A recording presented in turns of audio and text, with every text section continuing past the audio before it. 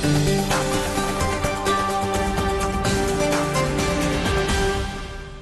more on U.S. and TikTok, we are joined in Shanghai Lu Chuanying, Research Fellow at the Shanghai Institute for International Studies. In Bangkok, Jeffrey Towson, Professor from Guanghua School of Management, Peking University.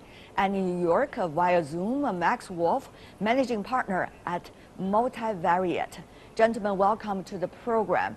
There are minute-to-minute development of the latest deals or no deals. Let's focus not necessarily on every step of the way of the negotiations, but on some of the bigger issues. Mr. Wolf, how should we understand the latest development regarding technology, particularly algorithm, which recently has become the most important topic, it seems, in this deal? Well, certainly the AI, the development of AI, which is very much a sort of China and US-centric story right now, although there are some other important geographies in that business, has kind of come to the fore, although I do think it's a bit of a rationalization for a policy decision that isn't all that clearly rooted in either science or national interest from the US here, but all that's come to focus first on Huawei, which made a little more sense, although not that much, and now on TikTok, in which it does appear to some extent that the President of the United States is trying to interfere both in the operation of a foreign subsidiary here and also in the process of figuring out who buys the assets at a fire sale he arranged with a sudden interest in Oracle, et cetera. So I think it's a dangerous precedent, but I do think there's a big global competition over AI, and that competition is probably healthy, and AI is certainly going to have a growing role in our lives next week, next month, next year. Absolutely. Mr. Lu in Shanghai, tell me more about, after China's announcement of the, shall we say, security of tech transfer, new rules, we have heard from some of the presidential advisors from the White House talking about that there's going to be banning of further and many more Chinese-made apps. Where are we going? We are talking about the WeChat, for example, is not the traditional area. For example, like it's not a state-owned company. It's completely a private company. And it's also an international company because it's the biggest owners is not Chinese, it's a South Africa organization. So it's very complicated situation for the White House to directly to banning the so-called Chinese app. Actually, it's not just be defined as the pure Chinese, It is very interesting. It's the same thing, same logic companies. with TikTok, isn't it? It's not mainly the Chinese investment. It's an investment coming from some of the major financial groups and also investment banks.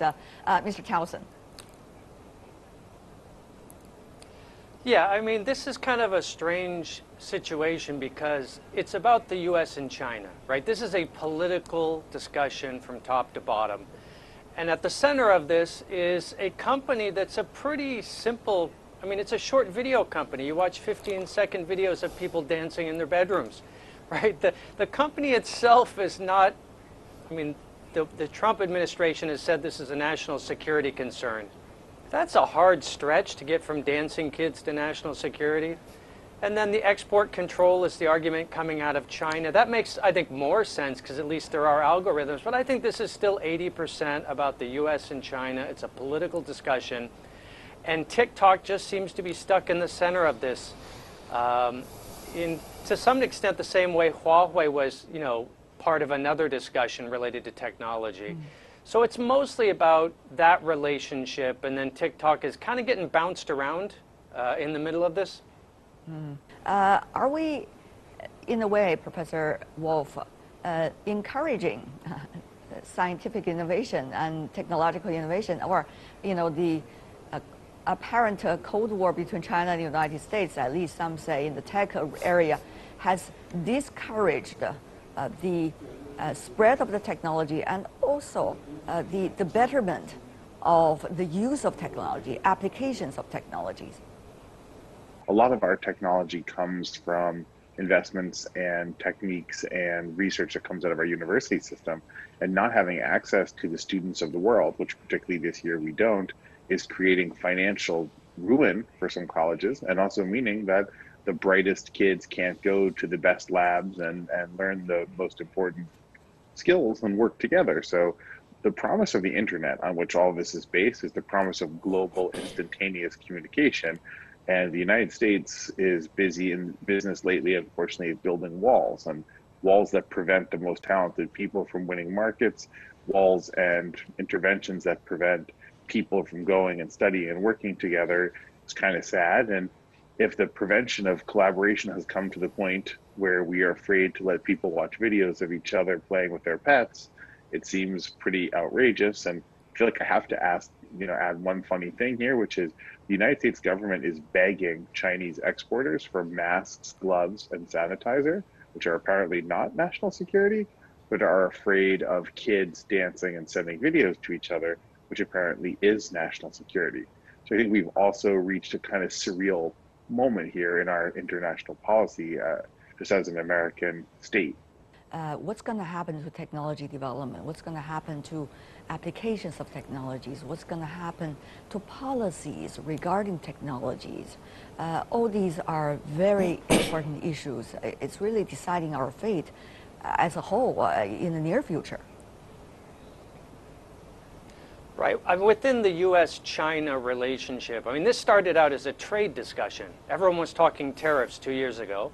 And then it became a technology discussion, Huawei, TSMC.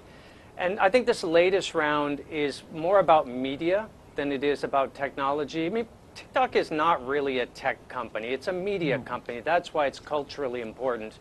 That's why it's politically important. So we are seeing sort of different aspects of this discussion. I don't think a lot of what we're seeing right now with TikTok is going to apply to technology generally.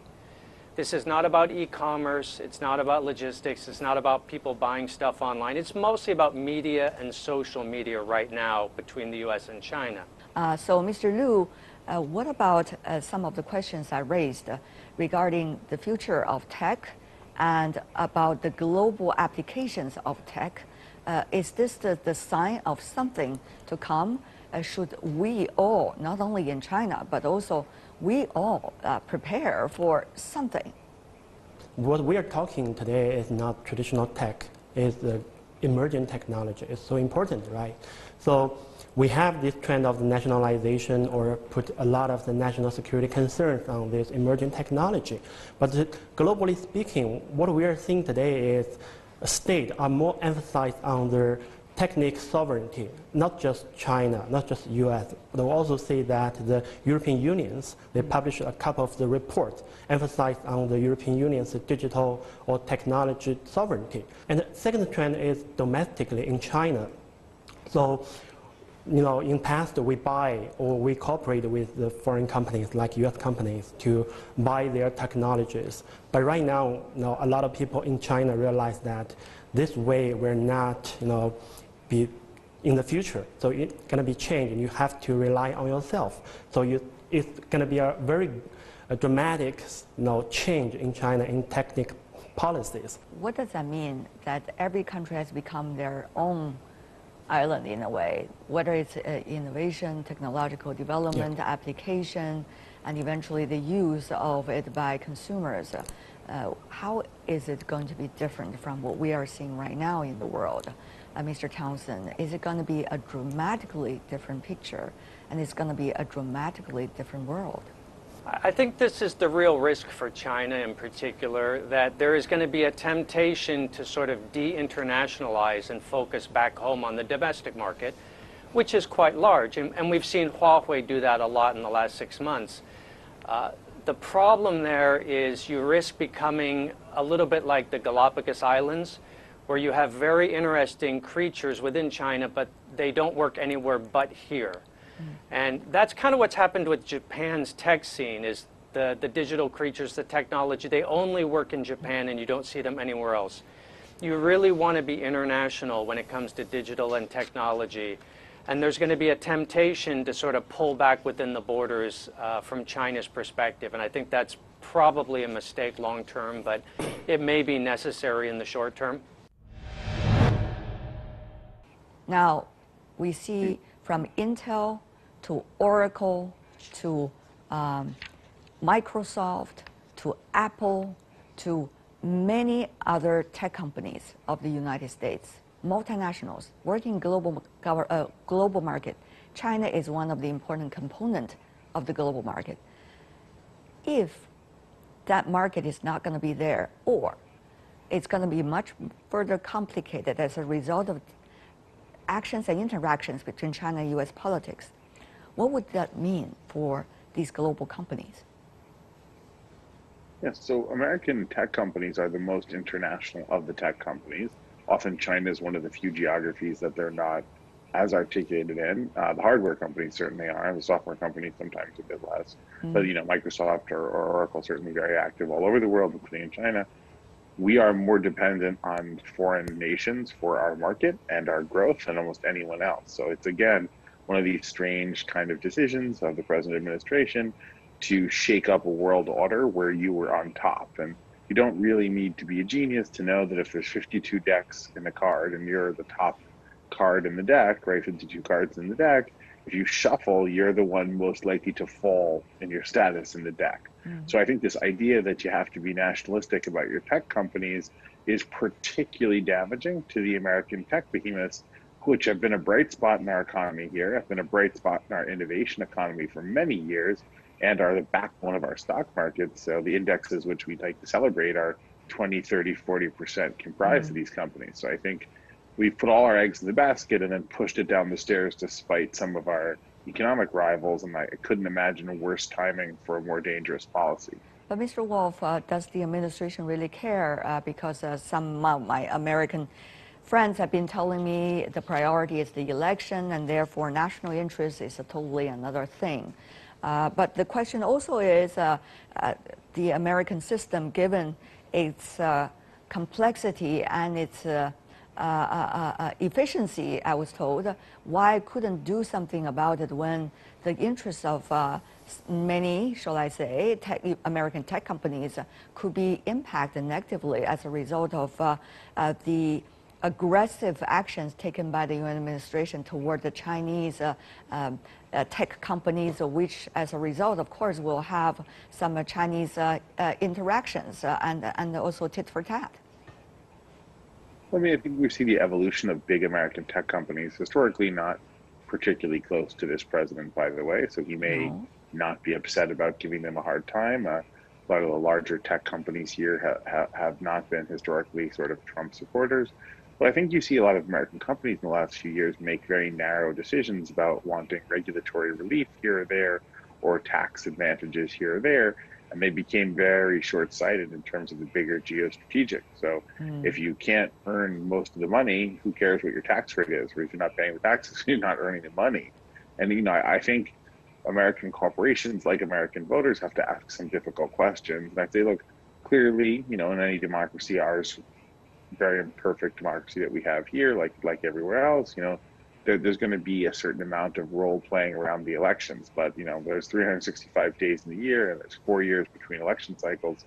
So you don't want to be looking at just one day out of thousands, obviously. And look, it's very short-sighted policies. We hope that the checks and balances that we have, and that the greater good and the interests of our leading corporations can prevail over the narrow electoral games or gains that can be made by a single candidate in a single day of an election year. It's obviously not the best practice. Mr. Liu, from your perspective, how do you see the prospect of ByteDance working further on the TikTok business, whether it's in the US or elsewhere in the world, given there is competition for sale already quite loud in the media reports? Even if this deal be approved, then what happens to their international, the ByteDance, the international policies, right?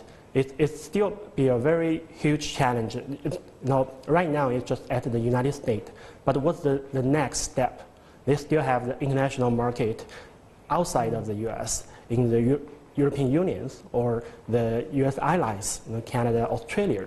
So is there another round of this kind of events?